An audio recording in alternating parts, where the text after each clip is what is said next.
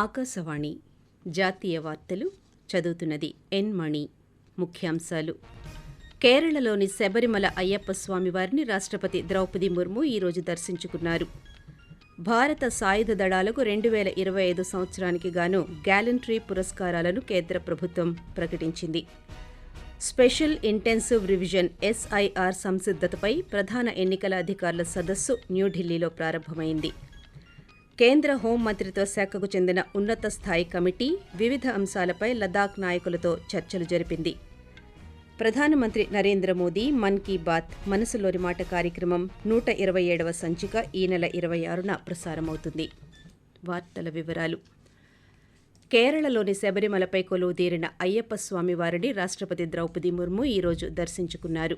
4 రోజుల కేరళ పర్యటనకు వెళ్లిన రాష్ట్రపతి తిరువనంతపురం నుండి పత్తనంతిట్టకు వెళ్లి రోడ్డు మార్గంలో ఆలయానికి చేరుకున్నారు. శబరిమల అయ్యప్ప సన్నిధానంలో ప్రత్యేక పూజలు నిర్వహించి స్వామివారిని దర్శించుకున్నారు. శబరిమలకు వెళ్లే ముందు పంపా గణపతి ఆలయానికి చేరుకుని ఇరుముడిని కట్టడం తదితర సాంప్రదాయ ఆచారాలను పాటించారు. భారత సాయుధ దళాల అసాధారణ ధైర్య సాహసాలు, సేవలను గుర్తిస్తూ కేంద్ర ప్రభుత్వం గ్యాలంటరీ పురస్కారాలను ప్రకటించింది. సాయుధ దళాలు, కేంద్ర సాయుధ పోలీసు దళాల సిబ్బందికి 127 శౌర్య పురస్కారాలు, 40 విశిష్ట సేవా పురస్కారాలను రాష్ట్రపతి ద్రౌపది ముర్ము ఆమోదించారని పేర్కొంటూ ప్రభుత్వం గెజెట్ నోటిఫికేషన్ ఈరోజు విడుదల చేసింది. ఈ జాబితా మేరకు 4 కీర్తి చక్ర, 15 మందికి వీరు చక్ర, 16 శౌర్య చక్ర, 2 బార్టు సేనా పతకాలు, 58 సేన పతకాలు, 6 నవోసేన పతకాలు, 26 వాయుసేన పతకాలు దక్కాయి. అదనంగా 290 మెన్షన్ ఇన్ డిస్పాచ్లు ఆమోదించబడ్డాయి. మొత్తం 115 మందికి భారత సైన్యం నుండి, 5 నౌకాదళం నుండి, 167 మంది వైమానిక దళం నుండి పతకాలు సాధించిన వారిలో ఉన్నారు. కేంద్ర హోం మంత్రిత్వ శాఖకు చెందిన ఉన్నత స్థాయి కమిటీ వివిధ అంశాలపై లదాఖ్ నాయకులతో న్యూఢిల్లీలో ఈరోజు చర్చలు జరిపింది. గత నెలలో కేంద్ర పాలిత ప్రాంతమైన లద్దాఖ్లో చెలరేగిన హింస తరువాత కీలక అంశాలపై చర్చలు జరపడం ఇదే తొలిసారి. Apex body Leh, Kargil democratic alliance ఈ చర్చల్లో పాల్గొన్నాయి. సమావేశం అనంతరం కార్గిల్ డెమోక్రటిక్ అలయన్స్ సభ్యుడు సజాద్ హుస్సేన్ కార్గిలీ పాత్రికేయులతో మాట్లాడుతూ లదాఖ్ ప్రాంతానికి రాష్ట్ర హోదా కల్పించాలన్నదే గత 6 సంవత్సరాలుగా తమ డిమాండ్ అని స్పష్టం చేశారు. ఈ సమస్యను 1-2 సమావేశాల్లో పరిష్కరించలేమని, ఈ ప్రక్రియ ఇంకా కొనసాగుతుందని తెలియజేశారు. దేశవ్యాప్తంగా స్పెషల్ ఇంటెన్సివ్ రివిజన్ SIR సంసిద్ధతపై ప్రధాన ఎన్నికల అధికారుల సదస్సు న్యూఢిల్లీలో ఈరోజు ప్రారంభమైంది. భారత ఎన్నికల సంఘం ఆధ్వర్యంలో న్యూఢిల్లీలోని India International Institute for Democracy and Electoral Management IIIDEMలో 2 రోజుల పాటు జరగనున్న సదస్సుకి ప్రధాన ఎన్నికల కమిషనర్ జ్ఞానేష్ కుమార్ అధ్యక్షత వహించారు. ఈ సమావేశంలో అన్ని రాష్ట్రాలు, కేంద్ర పాలిత ప్రాంతాలు చివరిగా పూర్తయిన SIR ప్రకారం వారి సంబంధిత రాష్ట్రం, కేంద్ర పాలిత ప్రాంతాలలో ఓటర్ల సంఖ్య, చివరి SIR అర్హత తేదీ, ఓటర్ల జాబితాపై నివేదికలను ప్రదర్శించారు.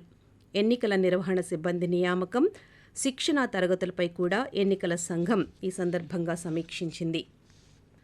ప్రపంచ పర్యావరణ పరిరక్షణలో భారతదేశం ఒక ముఖ్యమైన మైలురాయిని సాధించింది.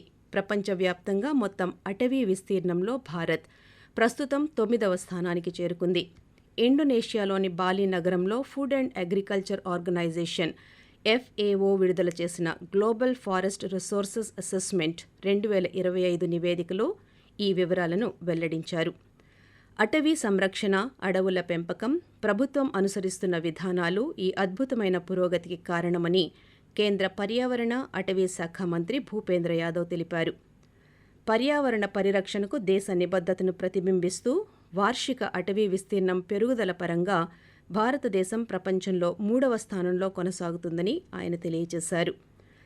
ప్రధానమంత్రి నరేంద్ర మోదీ ప్రారంభించిన ఏక్ పేడ్ మా కే నామ్ కార్యక్రమం కూడా పౌరులందరినీ చెట్లను నాటడానికి, పచ్చదనాన్ని పెంచడానికి ప్రేరణ ఇచ్చిందని భూపేంద్ర యాదవ్ సామాజిక మాధ్యమంలో పేర్కొన్నారు. ఆకాశవాణి జాతీయ వార్తలు వింటున్నారు.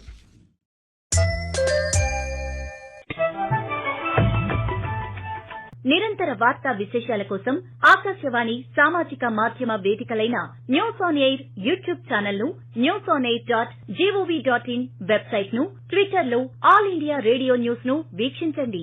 తెలుగు ప్రాంతీయ వార్తా విశేషాల కోసం ఆకాశవాణి న్యూస్ విజయవాడ మరియు Akashvani news Visakhapatnam YouTube channels ను వీక్షించండి.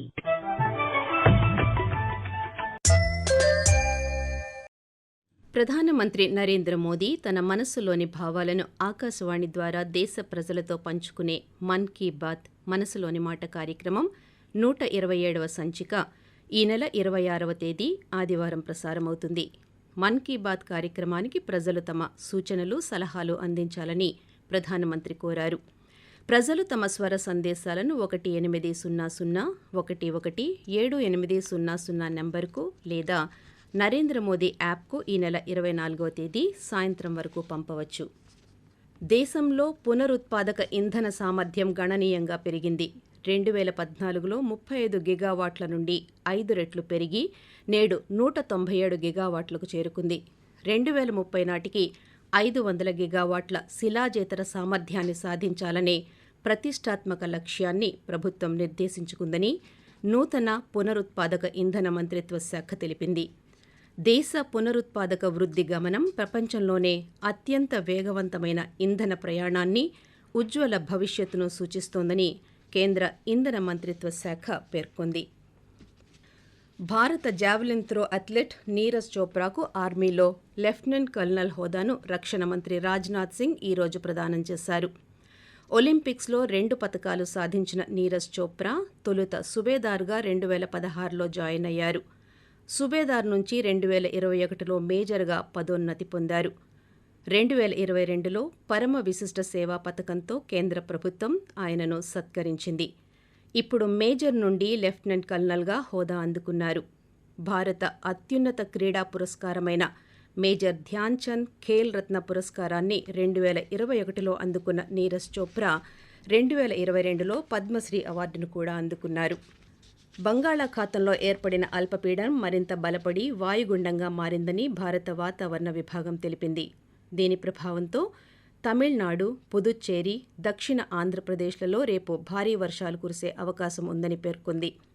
అలాగే తమిళనాడులో రాబోయే 48 గంటల్లో రాష్ట్రంలోని చాలా తీర ప్రాంత జిల్లాల్లో విస్తృతంగా వర్షాలు కురిసే అవకాశం ఉందని వాతావరణ శాస్త్రవేత్త స్వర్ణాంజలి వెల్లడిస్తూ, Well-marked low-pressure area lay over southwest Bay of Bengal of Tamil Nadu coast and depression over southeast Arabian Sea. Because of these systems, heavy to very heavy rainfall over South Peninsular India is going to occur during 22nd to 24th October with extremely heavy rainfall over Tamil Nadu, Rayalaseema and coastal Andhra Pradesh, Yanam on 22nd October.